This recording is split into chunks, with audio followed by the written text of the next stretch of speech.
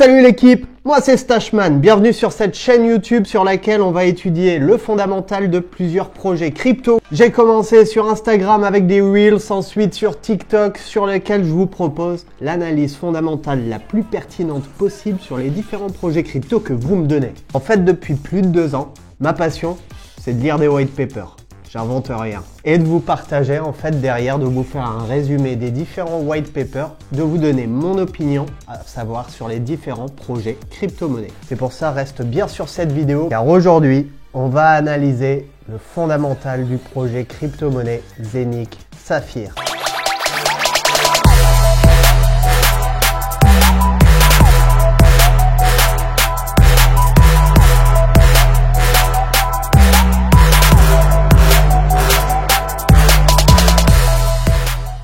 Ce projet divise. On est tout à fait d'accord là-dessus. Il y en a certains qui y croient, d'autres qui n'y croient pas. Je fais partie de ceux qui n'y croient absolument pas. Installe-toi confortablement, on va passer un petit moment ensemble, on va tout étudier sur ce projet. Le potentiel d'adoption, on va étudier le fondamental, l'histoire, on va étudier l'équipe qui développe, on va étudier sa technologie sous-jacente. Bref, tout le projet de A à Z. Tout d'abord, pourquoi l'étude fondamentale est-elle si importante en crypto-monnaie? Parce que l'étude fondamentale te permet de comprendre ce projet. Deuxième point important en analyse fondamentale, ça va être sa valeur intrinsèque. Ça implique de considérer des facteurs tels que l'adoption potentielle, l'équipe, les partenariats, les cas d'utilisation réelle, ainsi que les perspectives de croissance. Ça va te permettre en troisième point de calculer ta gestion du risque avec la concurrence, les problèmes de sécurité, les réglementations, ainsi que les facteurs économiques actuels. Quatrième point, découverte d'opportunités, parce que c'est simple, certaines crypto-monnaies vont exploser dans le futur uniquement grâce à leur projet. Je sais pas si tu te rappelles d'une crypto-monnaie qu'on appelle Bitcoin, c'est exactement de ça dont je parle. Et enfin, une protection contre la spéculation, c'est-à-dire qu'on va s'intéresser au projet, ce qui va nous permettre de voir sur le long terme si cet investissement est intéressant ou non, plutôt que de nous intéresser uniquement sur les tendances court terme. Zenic Saphir. Ce projet est tout jeune dans l'univers crypto-monnaie. Il s'agit en fait d'une plateforme de mise en commun décentralisée qui va permettre aux propriétaires de tokens Saphir de participer à des pools de liquidités, mais aussi de permettre de recevoir des revenus passifs. Tout d'abord, les pools de liquidités sont des réserves de tokens Zenic ou d'autres crypto-monnaies. Le fait d'en avoir plein au même endroit, eh bien, ça va faciliter les échanges. Ensuite, les récompenses sont distribuées aux fournisseurs de liquidités en fonction de leur participation dans ces différents pool de liquidité. Zenic Saphir est un projet totalement jeune dans l'univers crypto-monnaie, avec pour objectif de fournir des solutions à l'interopérabilité et l'échange de valeurs entre les différentes chaînes de blocs. L'histoire de Zenic Saphir remonte à l'équipe de développement de Zenic, une plateforme blockchain qui permettait aux utilisateurs tout simplement de fusionner leurs différents actifs crypto afin de se créer un wallet diversifié. L'équipe a donc compris l'importance de l'interopérabilité entre blockchains et a donc décidé de développer un peu plus son projet afin de fournir une solution multi-chain complète. Au fil du temps, l'équipe s'est concentrée principalement sur le développement et l'amélioration de ce protocole. Plusieurs mises à jour ont été faites pour améliorer l'interopérabilité, la sécurité. Et c'est là où le mécanisme de consensus Proof of Diversity a été créé, dans le but d'améliorer la décentralisation ainsi que améliorer la protection par rapport aux attaques malveillantes. Le projet Zenic Saphir a attiré l'attention de la communauté crypto l'année dernière en créant un petit buzz, mais encore une fois, un buzz ne représente pas un projet crypto fondamentalement intéressant. Sur ce projet, on compte 5 objectifs principaux. Le premier, l'interopérabilité entre différentes blockchains. Cela signifie qu'il vise à permettre l'échange de données et d'actifs entre différentes blockchains, et ce de manière transparente et sécurisée. En gros, Zenic Saphir cherche à éliminer les silos entre les différents écosystèmes de la crypto-monnaie et à créer surtout une structure unifiée. Deuxième objectif, l'échange de valeurs. En utilisant son protocole multi-chain ainsi que son token bridge, il permet aux utilisateurs de transférer des actifs d'une chaîne à une autre et ce de manière sécurisée. Troisième point, la décentralisation et la sécurité. Zenix Saphir s'engage à améliorer la décentralisation ainsi que la sécurité dans l'univers blockchain. Son mécanisme de consensus Proof of Diversity vise à favoriser la participation diversifiée des nœuds du réseau, par la même occasion augmentant drastiquement la sécurité. Quatrième point, l'adoption et l'utilisation. Comme tous les projets crypto, Zenix Saphir souhaite à promouvoir l'intérêt de la blockchain et du monde crypto-monnaie. Zenix Saphir vise à rendre l'utilisation des crypto-monnaies plus accessible et plus simple. Et enfin, une innovation continue. Comme tous les projets crypto, Zenix Saphir a des mises à jour, développe sa blockchain, développe son projet de manière continue afin de devenir encore plus performant. Attention, les objectifs ne veulent pas dire que ce projet est intéressant. Comme tu t'en doutes, Zenix Saphir a aussi créé plusieurs produits. Un Merc, tout simple, vraiment, avec quelques babioles dessus, rien vraiment d'intéressant. Deuxième produit qu'a créé Zenix Saphir, tout simplement la blockchain Saphir. Il s'agit d'un réseau unissant différentes blockchains et leurs pièces natives sur une seule plateforme. Il prend en charge Ethereum, Matic, Binance Chain, Tron et d'autres options plutôt populaires, tout en sachant gérer plus de 50 000 transactions par seconde. Et forcément, un token, le Zenic Coin. L'écosystème financier du projet Zenic repose sur ce coin qui constitue un moyen de partager les bénéfices. En même temps et à l'avenir, Zenic Coin sera également utilisé pour réaliser des projets plus concrets et rentables avec une cotation supplémentaire sur d'autres plateformes d'échange. L'évolution et la prévision de la pièce Zenic est non seulement liée à un partage de bénéfices, mais aussi aux futurs projets Zenic et comme tout moyen de paiement des produits et services au sein de l'écosystème. Autre produit, le Zenic Hub. Zenic offre la possibilité d'investir sur les produits et services à un stade précoce pour générer des revenus passifs grâce à des actifs tokenisés. Zenic Hub a été créé pour permettre de minter des pièces Zenic, mais aussi pour participer aux bénéfices du futur exchange Zenic, qui protège les actifs numériques de l'utilisateur grâce à un composant de sécurité intégré. Les actifs numériques sont donc stockés en toute sécurité et sont accessibles pour l'utilisateur via l'application mobile Zenic. Autre produit, le Zenic Exchange. L'objectif principal du Zenic Exchange va être principalement sur la sécurité, sur la confidentialité et aussi sur la facilité d'utilisation pour les utilisateurs novices. Grâce à cet exchange, Zenic permet à sa communauté, à ses utilisateurs de trader relativement facilement la crypto-monnaie. D'autre part, Zenic élimine aussi les inconvénients des solutions centralisées actuelles en utilisant sa propre blockchain décentralisée. Ce qui va permettre un meilleur taux d'échange, d'être moins cher et d'avoir accès à des virements bancaires sans frais. C'est un des seuls points positifs de ce projet. Autre produit, le Zenic Pay. Zenic nous vend le Zenic Pay comme une solution parfaite pour votre projet. Qu'il s'agisse d'une place de marché, d'un ATM, d'une boutique en ligne, d'un portefeuille, d'un service de paiement, tu pourras utiliser le Zenic Pay pour ton business.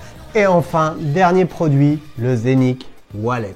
Nomo, propulsé par Zenic, est un portefeuille polyvalent et multi-actif qui est équipé de fonctionnalités telles que les swaps intégrés, les stockages NFT, les transactions crypto en temps réel. L'application Zenic Wallet est connectée au Zenic Hub et chaque transaction déclenchée dans l'application Zenic Wallet est implémentée dans le Zenic Hub. Après avoir vu ensemble les promesses de l'équipe de développement du projet Zenic, nous allons voir un petit peu ce qu'il y a comme concurrence. Point très important dans l'univers crypto-monnaie parce qu'en effet, si les concurrents sont beaucoup trop puissants pour un nouveau projet crypto-monnaie, alors il y a très peu de chances que ce projet décolle. Niveau concurrence, on est servi aujourd'hui. Cosmos Atom, le plus gros concurrent de Zenix Saphir. Ce que propose Cosmos depuis bien plus longtemps que Zenix, c'est tout simplement de l'interopérabilité entre blockchains et offre des solutions pour la communication et l'échange de valeurs. Deuxième concurrent et pas des moindres, le Polkadot. Tu as forcément entendu parler de ce projet. Il vise également à fournir une plateforme d'interopérabilité entre blockchains. Polkadot offre une infrastructure pour la connectivité et l'échange de données et d'actifs sur différentes blockchains. Troisième concurrent, OneChain, un de mes projets préférés. OneChain se concentre sur l'interopérabilité entre les blockchains privées et publiques, en offrant des solutions de facilité pour l'échange de données entre différentes chaînes de blocs. Et le dernier concurrent, Icon et sa crypto-monnaie ICX. Et forcément, Icon propose des solutions d'interopérabilité entre blockchains lui aussi. Et forcément, d'après le white paper de Zenic, l'équipe de développement est forcément monstrueuse, experte en blockchain, experte en cybersécurité, etc. etc. Aucune information officielle là-dessus. Et forcément, plusieurs conseillers, soi-disant experts blockchain, experts en marché financier, bref, en gros, on a l'équipe du Real Madrid derrière. Le moment que j'attendais le plus dans cette vidéo, les points négatifs de ce projet. Et crois-moi qu'il n'y en a pas qu'un peu. Attention, attention, sur les différents hubs que Zenic propose, je vais vous mettre des retours d'utilisateurs de cette technologie. Vous allez voir que les avis sont plutôt négatifs, que la rentabilité promise sur leur site internet n'est absolument pas, on est même très loin de ce qui se passe réellement. Faites très attention et réfléchissez bien sur votre stratégie d'investissement avant de vous acheter un hub Zenic surtout. Mais ça s'arrête pas là. Zenic, une société à Dubaï, une société en Suisse. Zenic est enregistré sous son propriétaire Ramzik Technologies Ltd, une société détenue et dirigée par Walid Al-Nuseirat. Parmi les actionnaires du groupe se trouve Erwin Doctor, également basé à Dubaï. Je te rappelle que Dubaï est le 8e plus grand paradis fiscal et réglementaire au monde. Erwin Doctor est l'un des actionnaires de Zenic. Cependant, Walid Al-Nuseirat ne mentionne pas son rôle chez Zenic Saphir. Si on regarde sur son profil LinkedIn, il se présente comme directeur commercial chez BOF Corporate Service depuis avril 2021. BOF est une société qui fournit des services aux entreprises souhaitant s'implanter aux Émirats Arabes Unis. Auparavant, il était directeur commercial chez National Computer Corporation, une société informatique russe, mais leur site web que je vous mets juste en dessous ne présente plus aucun contenu. Cela soulève cette question: est-ce que le PDG de Zenic serait-il un prête-nom professionnel vendant des services aux entreprises cherchant à profiter de l'opacité financière légendaire de Dubaï? Cette pratique est courante et légale dans de nombreux paradis fiscaux. En Suisse, Zenic opère sous le nom de Zenic Corporation AG. Elle est basée à Zug, un des cantons du 2e plus grand paradis fiscal du monde. Zenic ne possède probablement pas de bureau dans ce petit canton suisse. Sa filiale suisse est sûrement une société écran. Simplement une boîte aux lettres lui permettant de donner l'apparence d'être basée en Suisse, sans aucune activité économique dans ce pays. À savoir, les bureaux de cette entité suisse se trouvent sûrement à Dubaï. En fait, si vous recherchez l'adresse suisse du groupe, le site Zenic indique nouvelle adresse de bureau à venir. Donc soit tu patientes ou soit tu crois pas. Personnellement, j'ai pas énormément de patience lorsqu'on parle de projets pourris. Mais c'est pas terminé. Zenic, société aux Seychelles. Saphir est enregistré aux Seychelles sous Saphir Group International Ltd. Les Seychelles font peut-être pas partie des plus grands paradis fiscaux du monde, mais c'est l'un des pays offrant le plus d'opacité financière. Cependant, il est impossible à vérifier l'affirmation sous laquelle Saphir est une filiale de Zenic, car l'accès à la liste des actionnaires de cette société séchelloise n'est pas disponible. Structure entrepreneuriale du groupe Saphir Zenic. Aux Seychelles, l'adresse de Saphir est indiquée comme... Tu l'as juste en dessous. Cette adresse est apparue plusieurs fois dans l'affaire des Panama Papers. Il s'agit probablement d'un bureau d'enregistrement pour les sociétés écrans qui n'ont aucune activité économique aux Seychelles, mais qui se servent uniquement de boîtes aux lettres comme pour donner l'illusion d'être présents dans le pays. Et encore une fois, les bureaux se trouvent très certainement à Dubaï. Dubaï, la Suisse, les Seychelles, même si elles sont légalement établies dans l'un de ces pays, ça ne suffit pas à fournir légalement des services financiers aux clients européens. Et pourtant, c'est exactement ce que fait Zenic Saphir à travers son réseau de recruteurs. Le site de Saphir, ou plutôt la page, présente une équipe de direction composée de Werner Kaiser, Thomas Engler, Asker, Sakin Maz, Israël Guerrero et Marc Mundermeyer, tous présentés comme des directeurs régionaux sans préciser la région qu'ils dirigent. Si on recherche les informations sur chacune de ces personnes, on sera surpris de constater que aucune ne se revendique comme employé de Zenic. Ils semblent plutôt être des professionnels du marketing, des figures externes, prêtant leur crédibilité au projet, mais n'occupant pas réellement de poste opérationnel. Saphir aurait utilisé leur image pour créer une fausse équipe de dirigeants et donner une fausse consistance au projet. Saphir Zenic aurait donné naissance à 3 sous-réseaux, chacun d'entre eux autant improbable et peu crédible que les autres. Le premier, avinoc.com, qui propose de regrouper toutes les informations pertinentes pour l'aviation d'affaires sous une forme numérique cohérente dans le cadre de processus transparents. C'est beau, hein?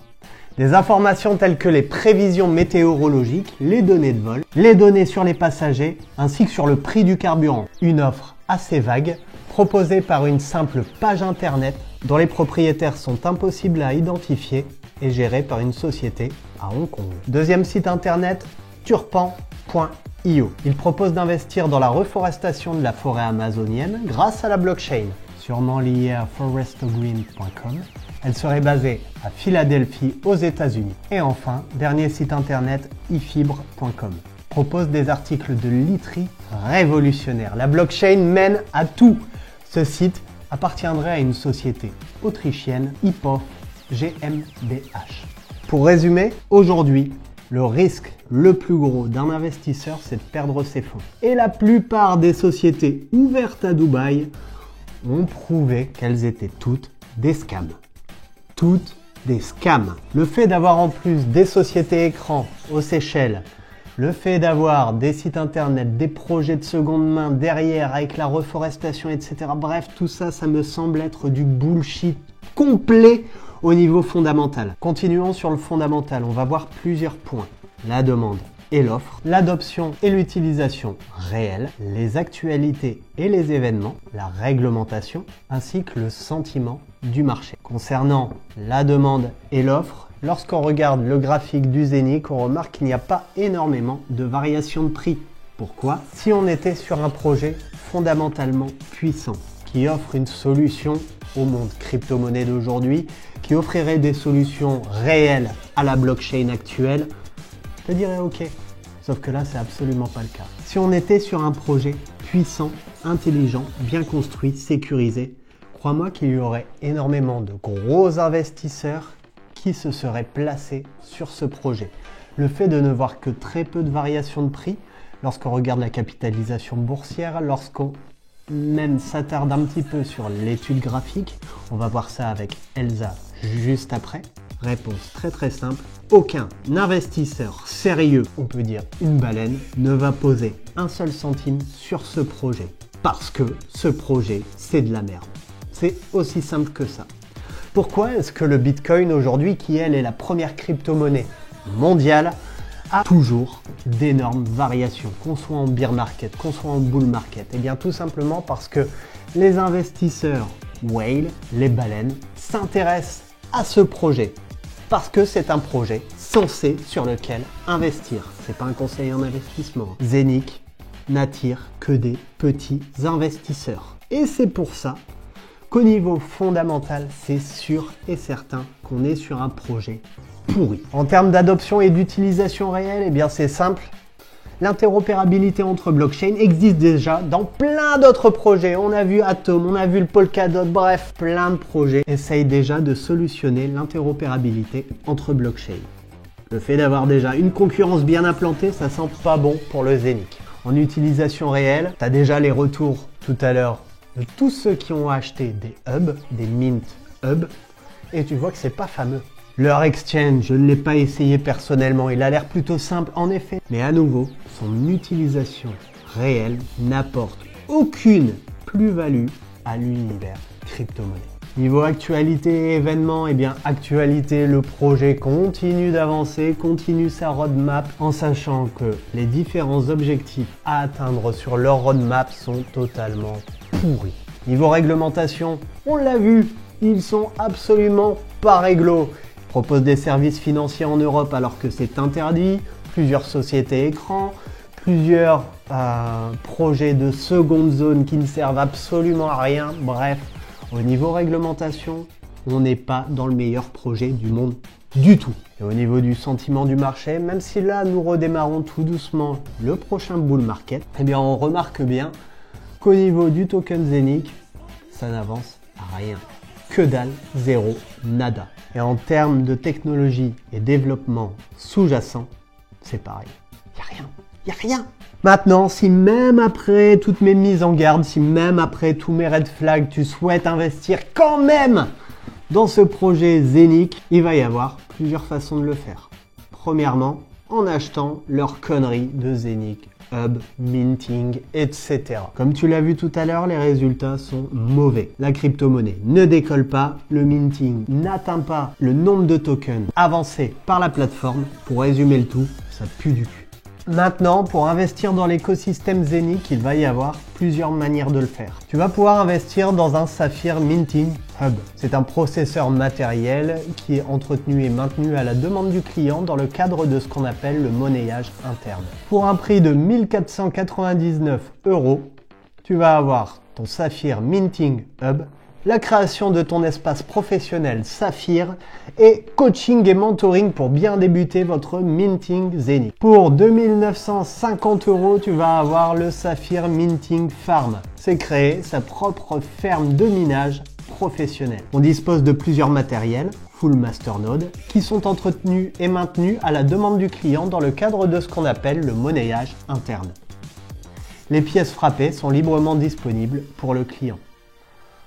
Pour 2950 €, rien que ça, tu vas avoir ton Zenic Hub Premium, la création de ton espace professionnel Saphir et toujours le coaching et mentoring pour bien débuter ton minting Zenic. Mais derrière, tu as aussi des offres standards. C'est-à-dire, pour 800 €, tu vas pouvoir avoir un demi-hub qui va te rapporter généralement entre 15 et 25 Zenic Coins par jour. Je te rappelle ce qu'on a dit tout à l'heure sur les différents hubs. Un quart de hub à 450 € pour gagner de 7,5 à 12,5 Zenic par jour. Ou à 250 € un huitième de hub pour 3,75 à 6,25 Zenic par jour. Et enfin, 150 € un 16e de hub qui te rapportera entre 1,875 et 3,125 Zenic Coin par jour. Deuxième façon d'investir sur le Zenic Coin, nous allons voir ça avec Elsa. Elsa est une trader indépendante sur le marché du Forex. Elle va pouvoir donc nous identifier la zone d'achat la plus intéressante, du moins, je l'espère, sur ce projet Zenic. Encore une fois, ce ne sont pas des conseils en investissement, surtout pas sur ce projet les amis, surtout pas. La présence d'Elsa aujourd'hui sur ce projet pourri est simplement d'ajouter une petite plus-value d'études graphiques pour vous permettre tout de même de trouver une zone d'achat et dire intéressante, ce serait pas le mot que j'utiliserais. Alors, comme promis les amis, nous voici avec Elsa. Elsa qui est une très bonne amie à moi et qui est vraiment très douée avec tout ce qui est marché du Forex. Tu nous dis juste après 2-3 petits mots sur toi, histoire qu'on puisse savoir à qui on parle. Mais voilà, je sais que tu fais de très très belles performances sur le marché du Forex, tu arrives à deviner les lignes de tendance, mais surtout, et c'est ça qui va intéresser la communauté, ce serait trouver une petite zone d'achat qui pourrait être sympa, bien sûr sans être un conseil en investissement, simplement un partage de ton analyse personnelle. Mais voilà, Elsa, est-ce que tu peux te présenter en 2-3 mots? Ensuite, partager ton écran, nous donner une petite analyse ainsi que tes convictions personnelles sur le projet Zenic Saphir. Eh ben ça marche. Merci David pour l'invitation. Alors moi je suis Elsa, j'ai 34 ans et à la base en fait je suis ingénieure mathématique et informatique. Et donc comme j'ai un parcours de matheuse, j'aime beaucoup les graphiques et quand j'ai découvert le Forex il y a maintenant de ça 2 ans et demi, j'ai retrouvé cette passion, les graphiques, comme tu dis, identifier des lignes de tendance. Enfin moi je vois des tangentes, les gros mots barbares mathématiques et en fait c'est devenu une passion et j'aime beaucoup des fois analyser les marchés et là je m'utilise sur la crypto. On va changer un peu du Forex avec grand plaisir. Donc on va voir ce qu'on peut trouver et en effet ce n'est pas un conseil en investissement. Exactement. Merci pour ce partage. Te concernant, tu as plus du coup l'habitude sur le Forex, donc qu'est-ce que tu utilises comme manière de travailler? Alors en général, moi j'utilise les niveaux de Fibonacci. Ouais. Et j'essaye de repérer ce qu'on appelle des zones de retournement, des zones où le prix pourrait à peu près venir déclencher la zone de manière à acheter entre guillemets on va dire au meilleur prix dans une certaine mesure. Ça ne veut pas dire que le prix ne descend pas des fois plus bas ou va pas monter plus haut. Ça, voir cette zone n'est jamais atteinte, ça peut arriver. Oui, de toute façon, seul le marché décide où il va. Exactement. Je te laisse partager ton écran, qu'on aille voir un petit peu ce superbe graphique. Première vue, déjà toi, qu'est-ce que t'en penses? Alors, première chose, j'aime pas. Parce que déjà, on commence pas assez de données. Allez, je reste une matheuse, hein, donc on a à peu près fin 2021. Ouais. Donc on a à peine voilà, une année et demie de données. C'est pas beaucoup hein, pour faire des statistiques. Yes. Et alors du coup, on commence par une grosse impulsion. Donc je pense date de création, il y a eu un engouement et puis après ça ne fait que chuter. Est-ce que ça déjà au niveau graphique ça sent mauvais ou est-ce que tu penses que le bear market peut avoir joué là-dessus? Alors clairement ça sent pas bon parce qu'on est clairement ce qu'on appelle une ligne baissière. Ouais. Tout baissière. Et alors en plus sur la fin là on a carrément un tracé plat presque. L'électrocardiogramme est pas bon. Pas bon. Pas bon. Même avec, comment dire, un graphique dans ce style, tu vas pouvoir quand même nous trouver une zone d'achat ou ça peut être compliqué? Ça va être très compliqué. Disons qu'on peut toujours en trouver une. Ok. Alors, un truc que j'aime pas faire du tout en crypto, là on était en weekly, on peut descendre en jour. Si on choisit des bougies qui durent un jour, on peut essayer de voir s'il n'y a pas quelque chose d'à peu près intéressant. Au moins sur la fin, en se disant, allez peut-être... On a une légère reprise, surtout là depuis mars, c'est ça? Oui, mars. On a eu une grande mèche ici, donc on pourrait se dire qu'on avait une légère tendance haussière qui repart. Ouais. Mais attention, c'est une tendance haussière de 1, 2, 3, 4, 5 mois. Ouais. 6 mois.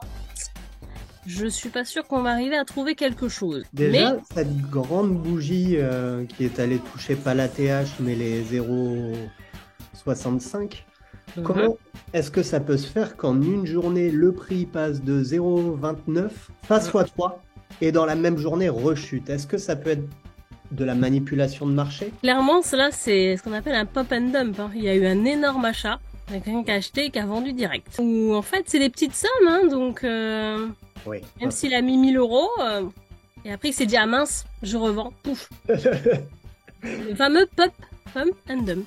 C'est vraiment ça. Donc après, ça peut être de la manipulation, ça, on n'en sait rien. On peut ce que supposer, c'est des hypothèses. Alors. Mais donc, voyons voir ça. Si on se base octobre 2022, on va voir ce qu'on peut avoir comme zone. Et on est obligé d'aller prendre cette mèche. Alors moi, j'aime pas trop parce que ça fait du bruit. Oui. C'est ça que j'aime pas beaucoup ce bruit. Mais si on suit, on a à peu près une zone qui serait ici. Ça que ok. Et donc on va le supprimer. Et donc pourquoi j'aime pas cette zone? Déjà à dire que toute cette montée elle est pas validée hein. Oui. Parce qu'en fait on est directement redescendu dans le prix juste après ce pump and dump. Et en fait on est déjà en dessous. Ok, donc ça, cette zone, c'est zone d'achat, pas de vente. Non, c'est une zone d'achat. Ok, ouais, donc ça pue vraiment du cul. Tout à fait. Sachant que voilà, on n'a pas ce qu'on appelle de séquence valide, on n'a pas eu de beaux mouvements et on est clairement en dessous. On est en dessous de cette zone d'achat, mais on est en dessous juste après une mèche. Oui. On n'a pas eu de mouvement de marché, un petit peu de range qui viennent après en dessous de cette zone, ce qui n'est pas du tout rassurant. Ok, ça marche. Donc là, avec l'arrivée du bull market, même si forcément tu n'es pas devin, d'un point de vue graphique, est-ce que tu peux en tirer quelques petites conclusions qui pourraient aider la communauté? Si vraiment vous la voulez, oui, vous l'achetez à un prix intéressant qui est en dessous. Mais vu la conjoncture là, du marché, c'est même pas dit qu'elle remonte un jour dans cette zone-là. Tu as totalement raison de dire que ce n'est surtout pas... Enfin si, le seul conseil en investissement que j'ai déjà donné dans ma vidéo, c'est n'investissez pas sur cette daube. Tu es d'accord avec moi? On est d'accord. La communauté, dans la bio YouTube, je vais vous mettre le lien pour l'Instagram d'Elsa parce qu'elle partage pas mal de choses vraiment très intéressantes, que ce soit au niveau business ou au niveau forex, crypto, etc. Je te remercie. Merci à toi. Ciao Elsa, gros bisous. En conclusion, l'analyse fondamentale du projet Zénith Saphir soulève de sérieuses préoccupations et met en évidence des éléments qui remettent en question sa crédibilité et sa légitimité. Les informations disponibles sur l'équipe de direction sont vagues, peu fiables, avec des profils qui semblent être plutôt professionnels du marketing plutôt que des acteurs du projet clé. De plus, l'implantation de Zenic dans les pays réputés pour leur opacité financière tels que Dubaï, les Seychelles, soulève des doutes quant à ses intentions réelles. L'absence de transparence concernant les actionnaires et les opérations réelles de Zenic renforce les soupçons d'une possible attaque pyramidale. De plus, les sous-réseaux associés à Zenic, tels que Avinoc, Turpan et Elfibre, semblent être des entités peu crédibles, avec des offres vagues et des propriétaires difficilement identifiables. Il est essentiel de rappeler que la prudence est de mise lorsqu'on investit en crypto-monnaie. En effet, sur l'ensemble des crypto-monnaies existantes aujourd'hui, seules quelques-unes, un petit pourcentage d'entre elles, vont réellement faire de la plus-value importante. C'est pour ça à nouveau que sur cette chaîne YouTube, tu ne trouveras aucun conseil en investissement, simplement des explications de projet afin de te permettre à toi de prendre les bonnes décisions quant à ta stratégie personnelle d'investissement. Concernant Zenic Saphir, toutes les informations que je viens de te partager durant cette étude fondamentale sur le projet suggèrent qu'il s'agit d'un fondamental pourri et d'un projet qui pue. Il est recommandé d'éviter toute implication avec ce projet. Ceci est un conseil en investissement. Dans tous les cas, les amis, faites toujours vos propres recherches. C'est pas parce que je passe toutes mes journées sur les white papers qu'il faut croire absolument, totalement tout ce que je dis. Je peux faire des erreurs, tu peux faire des erreurs, bref, nous sommes humains. Et c'est pour ça que je t'invite, peu importe ce que tu souhaites faire sur ce projet crypto, va faire tes propres recherches. Si tu décides d'investir dessus et que tu perds tout ton argent, Si tu décides d'investir sur ce projet et que tu gagnes beaucoup d'argent, félicitations à toi, bravo, tu auras réussi là où moi je me serais planté. Merci à toi d'avoir regardé cette vidéo. N'oublie pas de commenter si tu as des questions. Lâche un petit pouce bleu, c'est toujours bien sympa. Partage la vidéo pour tes potes qui investissent sur ce projet et qui font de belles conneries. Et moi je te dis à dans 2 semaines avec Stashman. Belle journée à toi. Ciao!